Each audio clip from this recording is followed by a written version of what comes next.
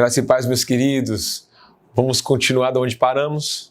Nós paramos aonde semana passada? Egoísta, sentimentalista, dependente de coisas externas, sem propósito, improdutivo, tira a culpa de si, dieta limitada. Beleza, pastor, o senhor me mostrou tudo isso.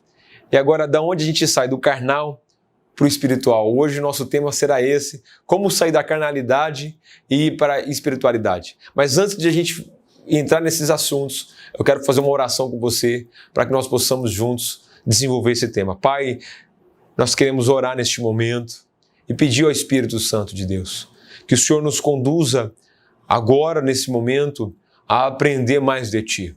Que a Tua presença invada nosso ambiente, que a Tua presença invada nossos corações, para que nós possamos ver a Tua glória e sair, Pai, do lugar que estamos para um lugar de mais espiritualidade. O Senhor tem mais para nós. Que nesse momento, a Tua presença seja palpável em nossos corações. Assim nós Te louvamos, nós Te damos graça, em nome de Jesus. Amém. Do carnal para o espiritual. O que devemos fazer com relação às questões espirituais? O que devemos fazer? Como que nós deixamos que a palavra de Deus entre em nós e penetre? Lembre-se que Paulo, em 1 Coríntios, no capítulo 3, ele chama a igreja de carnal. E eu gosto dessa passagem, porque ele diz assim, pois, olha o que diz 1 Coríntios capítulo 3, versículo 4. Pois, quando alguém diz, eu sou de Paulo, outro eu sou de Apolo, não está agindo segundo os padrões puramente humanos? Quem é Apolo? Quem é Paulo? São apenas servos por meio de quem crentes, conforme o Senhor concedeu a cada um. Eu plantei, Paulo regou, mas foi Deus que deu o crescimento. De modo que nem a planta, nem o que planta, nem o que rega são coisa alguma, mas sim Deus que dá o crescimento. O que planta e o que rega trabalham com o mesmo propósito, e cada um receberá a sua recompensa segundo o seu trabalho, porque somos cooperadores de Deus e dele sois lavoura e edifício. Segundo a graça de Deus que me foi dada, lançai o alicerce com um sábio construtor, e o outro constrói somente a ele, mas cada um veja como constrói. Aqui está um segredo. O apóstolo Paulo está exortando a igreja de Corinto, ele está mostrando que essa igreja ainda tem atitudes carnais, porém ela é cheia de dons, ela tem muitos dons, mas lá em 1 Coríntios capítulo 13, Paulo fala, ainda que eu tivesse o dom de sabedoria, de amor, o dom de falar de profecias, se não tivesse amor, é como um sino que retinge. Então, ou seja, Paulo está mostrando que essa igreja precisa sair da carnalidade e ir para a espiritualidade.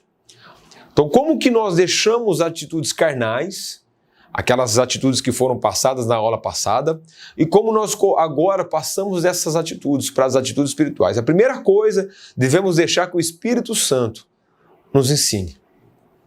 Pastor, como é assim? Os discípulos de Jesus perguntam para Jesus, Jesus, nos ensina a orar? Como que nós devemos orar? E aí Jesus vem com a oração do Pai Nosso.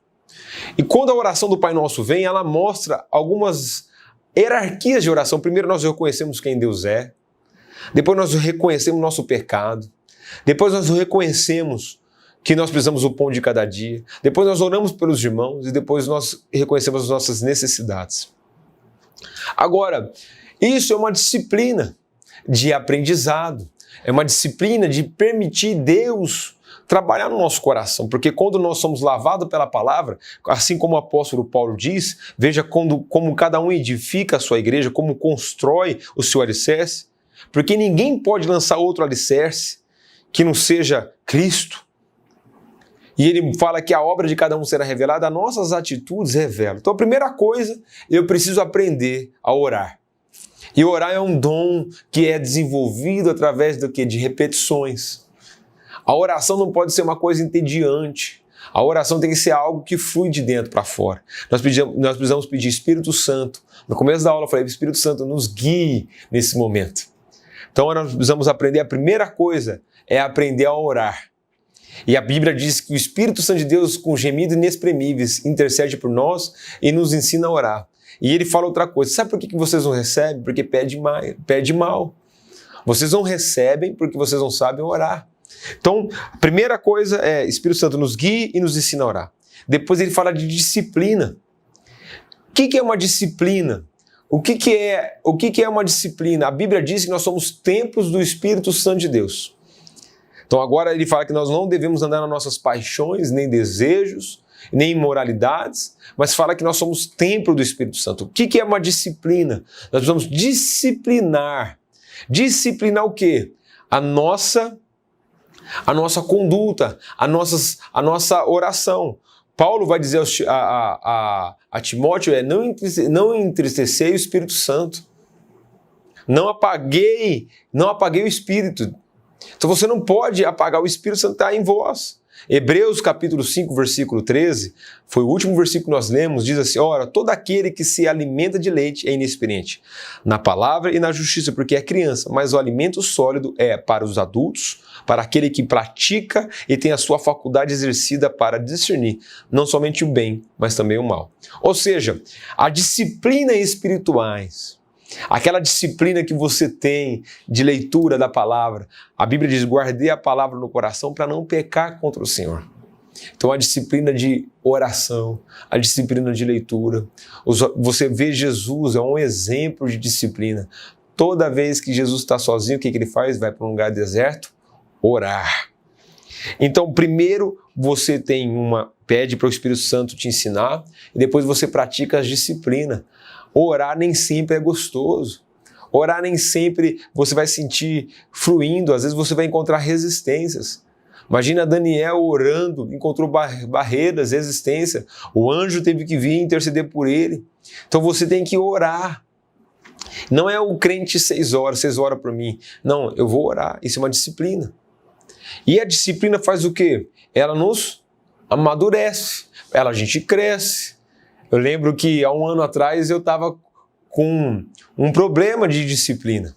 E o que eu fiz para poder sair deste lugar? Eu comecei a colocar disciplinas. E essas disciplinas me fizeram desenvolver alguma coisa. Então, hoje eu já estou mais disciplinado e já estou mais maduro em alguns aspectos. Cresça dentro também do quê? De nós e caminhe conosco, ou seja, começar a caminhar com quem? Com Jesus. Como que Jesus agia? Lembra que o verdadeiro adorador adora o Pai em espírito e em verdade? Então, quando nós adoramos a Deus em espírito e em verdade, nós passamos pelo processo que o Espírito Santo nos ensinou, ele nos começou a disciplinar, ele nos leva a amadurecer, e agora começamos a caminhar com ele. E nós precisamos pedir para ele, Espírito Santo, o que eu devo fazer hoje?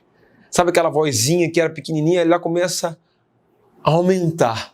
Então você precisa dar ouvido ao Espírito Santo, aquela sensação, aquela intuição, você precisa exercer ela para que você tenha discernimento para entender que se é o Espírito Santo falando com você ou não. Paulo vai falar assim, eu queria tanto ir ver vocês, mas eu já fui impedido pelo Espírito Santo 3 vezes, quando ele quer ir a Roma, e ele manda a carta, e ele fala, eu já tentei aí, mas o Espírito Santo me impediu. Aí outra coisa, devemos aprender o quê? Por tentativas e erros. Hoje nós temos medo de tentar e errar. Então, a gente nunca vai amadurecer, a gente nunca vai crescer se a gente não tentar. Mas a gente já errou, eu apaguei o espírito porque eu errei. Não. A gente aprende tentando. Quando a gente erra, é uma maneira que isso é para a gente não repetir mais. Quando a gente acerta, é porque nós devemos continuar. Então, ou seja, a tentativa, ela é base. Agora, a oração também, quando você tenta buscar o Senhor, você às vezes erra, as pessoas param, não continua. A oração e o arrependimento, o que significa? Eu me arrependo. Davi pecou. Estou dando exemplos práticos aqui. Todo mundo conhece o pecado de Davi. Mas quando você vê os salmos, quando ele ora se arrependendo, quando ele ora pedindo perdão a Deus, quando ele ora se humilhando diante de Deus, me lave e eu ficarei puro. Se eu pequei, eu nasci em iniquidade, ele se arrepende. Por isso que ele é um homem segundo o coração de Deus, porque ele se arrependeu. E naturalmente ele falava assim, Deus, não retire de mim o quê? O teu espírito. Então ele tinha temor. Sabe, às vezes a gente está andando, o crente carnal, ele não tem o Espírito Santo, porque ele já pagou o Espírito, mas o crente que não quer entristecer o Espírito Santo de Deus, ele tem temor. E que ele viu Saul perdendo a presença de Deus. E ele fala, Deus, não retire de mim o quê? O teu Espírito. E aquele julgamento no coração. Nós não podemos julgar o coração das pessoas. Deus não me deu entendimento para entender as motivações das pessoas. Deus pediu para julgar as minhas motivações. Então a pergunta que nós sempre temos que fazer quando a gente está saindo de um lugar de carnalidade para um lugar de espiritualidade é perguntar: quais são as minhas motivações? A igreja de Corinto, ela tem as motivações, por isso que o apóstolo Paulo fala, veja como você constrói, você não pode edificar e construir um edifício fora dos alicerces de Jesus, fora dos alicerces de Jesus. Olha que interessante que ele diz em 1 Coríntios capítulo 3, no versículo 12, se alguém construir sobre esses alicerces, é ouro, prata e pedra preciosa, madeira, feno ou palha. A obra de cada um se manifestará, pois naquele dia demonstrará, porque será revelada pelo fogo, e o fogo testará a obra de cada um. Ou seja, a obra que você está construindo agora, se ela for uma obra de palha, feno, é semelhante a essas coisas, madeira, quando o fogo passar, vai consumir. A obra, ela está ali. Mas o que vai ficar? Ouro, prata, bronze, essas coisas, pedras preciosas. Ou seja, essas coisas o fogo não tem poder para destruir. Mas o que é palha? Essas coisas tem, porque a gente está edificando um edifício que não é o próprio Cristo. Agora, a obra nossa será revelada quando? Nas nossas atitudes. Nós precisamos ter temor de Deus e ter temor no julgamento. Porque muitas vezes nós estamos julgando errado. Lembro uma história aqui de uma irmã que ficava de cadeira de roda no culto, e o pastor treinava o culto sempre todo mundo de joelho. E para orar, e a igreja, a congregação inteira ajoelhava, e aquela moça de cadeira de rodas, orando e chorando. Aí um dia a mulher do pastor falou assim: pastor, amor, você tem que parar de pedir para as pessoas ajoelhar. Eu vejo que aquela irmã está constrangida por não poder ajoelhar. E o pastor, muito sabiamente, vai conversar com aquela irmã, pede perdão a ela, fala: minha irmã, me perdoe, porque eu vejo que você, na hora da oração, todo mundo se ajoelha, eu peço para todo mundo se ajoelhar, e às vezes eu estou tirando você, estou deixando você constrangida. E ela falou assim: pastor, de maneira nenhuma. Sabe por que eu choro? Porque eu sei naquele grande dia, quando Deus restituir o meu corpo, o meu corpo será glorificado, e eu vou poder me ajoelhar com meus irmãos e orar. Eu fico alegre de ver meus irmãos orar, mas eu choro ansiando a vinda dele. Olha o julgamento do coração. E quando ele foi conversar com a irmã, ele viu que era uma coisa totalmente diferente. Ele viu que era uma coisa totalmente transformadora. Então nós precisamos aprender a entender que não podemos julgar o coração de ninguém. E devemos crer no poder de Deus para nos encher com o Espírito Santo e começar a trabalhar com a alma, e que nos afasta do egoísmo e nos leva a amar o mundo inteiro. Ou seja, quando você é batizado com o Espírito Santo, Paulo é cheio do Espírito Santo, está lá em Atos 9, ele está indo para Damasco buscar a igreja, ele quer perseguir a igreja, ele está defendendo a igreja que ele acreditava. Mas de repente, eu gosto dessa palavra, de repente o Espírito Santo pega ele. Ele cai. Lá em 2 Coríntios, no capítulo 12, ele vai dizer assim, que existe um homem que teve uma experiência com Deus indizível. Ele não fala se ele foi, se ele desceu, mas que ele teve algo sobrenatural com Deus. E sabe o que ele diz mais? Que é incontável o que aquele homem experimentou. Muitos de nós vão dizer que foi Paulo que teve essa experiência. Mas quando essa presença do Espírito Santo entrou, a alma dele foi transformada, ele foi transformado. Ele deixou de ser egoísta, de defender a igreja, a qual o Senhor que defende a igreja. E se tornou a pessoa mais importante do cristianismo e o apóstolo dos gentios, porque teve uma experiência. O apóstolo Pedro, aquele que negou Jesus. De repente, em Atos 2, o Espírito Santo veio. Ele foi cheio e transbordado pela presença. Nós precisamos crer, meus irmãos, que Deus ainda fala. Nós precisamos crer que o Espírito Santo ainda fala. Ele é o mesmo ontem, hoje e será amanhã. Você precisa crer no Espírito Santo. Temos que orar e se levantar para servir o mundo. E como que a gente se levanta para servir o mundo? Quando nós estamos disponíveis ao Espírito Santo de Deus. Por isso que crer no poder de Deus. Nós não podemos ser um ateu prático. O que é um ateu prático? O ateu prático é aquele que diz que Deus existe. Mas quando ele vai agir, ele age como se Deus não existisse. Ele toma as decisões pelo sentimento deles. Ele age na sua força, ele quer controlar. Por que o povo de Israel foi para a Babilônia cativa durante 70 anos? Porque não descansou a terra durante 70 anos. E Deus castigou o povo pela desobediência. Então, ou seja, às vezes nós queremos agir dizendo que Deus existe, mas a gente quer agir nas nossas próprias forças. Quem tem poder de transformar um ambiente? É Deus. Quem tem o poder de trazer vida para aquele lugar que não tem vida? É Deus. Quem tem poder para mudar a sua família? É Deus. Mas você precisa crer que Deus continua fazendo milagres. Quando os discípulos de João Batista vai falar com Jesus, ei João, Jesus é o Senhor, deve esperar outro, ele fala para João que os cegos vê, os surdos ouvem, os mudos falam, os paralíticos estão sendo curados, os enfermos estão sendo curados e os endemoniados estão sendo libertos. Então, ou seja, o poder de Deus ainda está na igreja. O Espírito Santo está atuando na igreja. Então, você quer sair da carnalidade, você precisa se atentar e buscar o Espírito Santo de Deus. E mais outra coisa, temos que orar pelo mundo. Você ora mais para quem? Pela sua família, pelos seus desejos. Você tem orado pela igreja. Paulo fala que nós somos templo do Espírito Santo de Deus. E que o Espírito Santo de Deus é uma casa. Que é a casa? Ele é o cabeça. Então a igreja é a casa de Deus.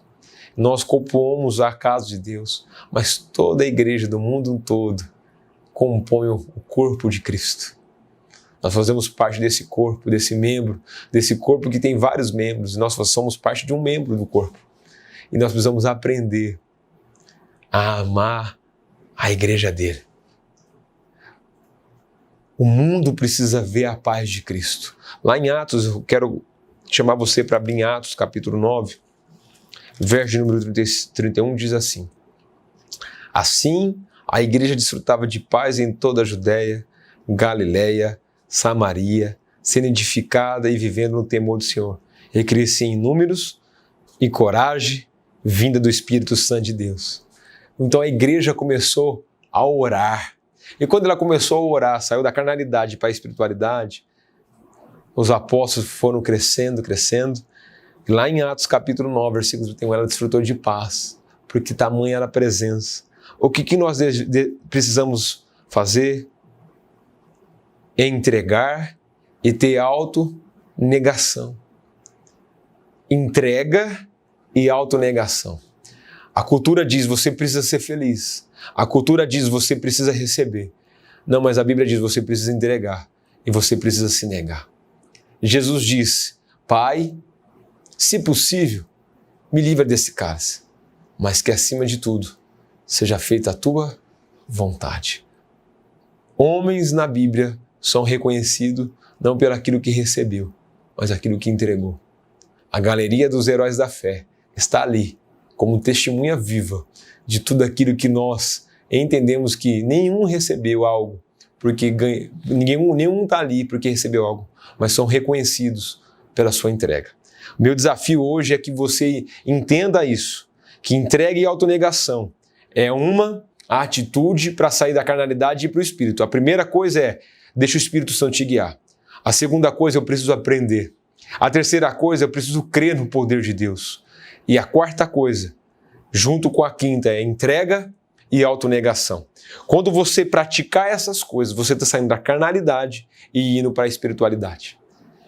E aí, a partir do momento que você entra para a espiritualidade, você vai começar a desfrutar de uma obra profunda do Espírito Santo, aonde nas próximas aulas nós vamos aprender a navegar, a desfrutar da plenitude do Espírito, do mover do Espírito Santo e dos dons do Espírito Santo, tanto falado na palavra, tanto exigido de nós, para que nós possamos viver na dinâmica do Espírito.